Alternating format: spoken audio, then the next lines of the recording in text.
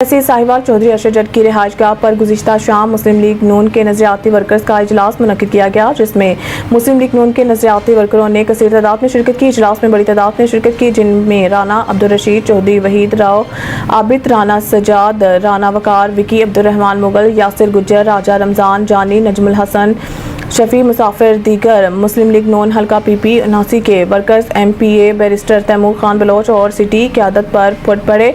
Meeting में तमाम नज़रियाती वर्करों का कहना था कि सिफारशी टोला अपनी मनपसंद गलियां और नालियां बनवा लेता है, जबकि जुलूसों में नारे लगाने वाले वर्करों को नारों तक ही महदूद कर दिया जाता है और टिश्यू पेपर की तरह इस्तेमाल करके फेंक दिया जाता है। इनका मज़ीद कहना था कि जितना काम मुस्लिम लीग नून के वर्कर करते हैं वो ओहदेदार नहीं करते और वर्करों को ही इग्नोर कर दिया जाता है, जिससे वर्करों में शदीद गमो गुस्सा और मायूसी पाई जाती है।